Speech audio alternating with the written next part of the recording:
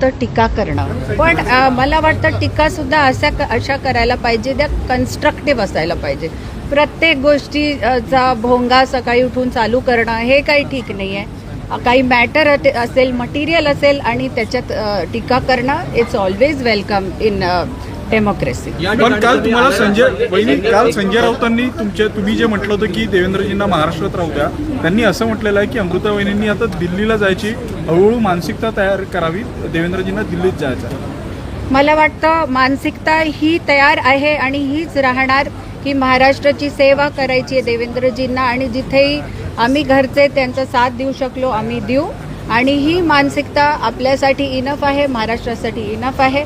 बाकी मानसिकतेचं बाकीच्यांनी स्वतःसाठी वेगवेगळा तुम्ही आज इतका मोठा कार्यक्रम इथं घेतलेला आशा वर्करना आर्थिक साक्षर करण्याचा, कशा पद्धतीने हा प्रोजेक्ट असेल आणि तुम्हाला वाटतं या प्रोजेक्टमुळे त्या महिलांच्या जीवनात काही वेगळे बदल होते? आज नागपूरचा हा आमचा पहिला कार्यक्रम, जाहीर कार्यक्रम दिव्यज फाउंडेशनचा हा आम्ही चालू केलेला आहे आशा वर्करसाठी, आशा दीदींसाठी, ज्या दिवस रात्र स्वतः झटतात लहान मुलांसाठी, बाळंतिणींसाठी.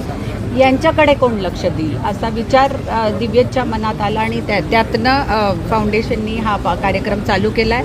आज 300 सेविकांना आपण प्रशिक्षण देतो आहे ऑन फायनान्शियल लिटरसी, आर्थिक सशक्तीकरण आणि स्वतःच्या हेल्थकडे कसं पाहता येईल त्यासाठी एक 360 डिग्रीज वेलनेस प्रोग्राम त्यापुढे आहे.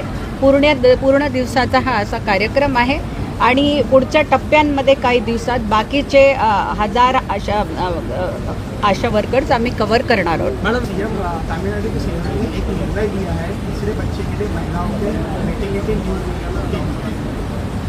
इसका मैं अवेयर नहीं हूँ, but third child maternity leave, मला असं वाटतं मैटरनिटी लीव मैं इसके बारे में आज अवेयर नहीं हूँ ये क्या उन्होंने निर्णय लिया है. बट वहाँ पे 2 बच्चों के लिए महिलाओं को छुट्टी मिलती थी, तीसरे बच्चों के लिए भी उन्होंने उसकी अनुमति दी कि तीसरे महीने. देखिए, इसमें दो पहलू है. एक तो स्त्री का मूलभूत अधिकार है कि जब वो बच्चा पैदा करती है तो उसको उतना समय मिले बच्चों का संगोपन करने के लिए. उसका एक पहलू ये है.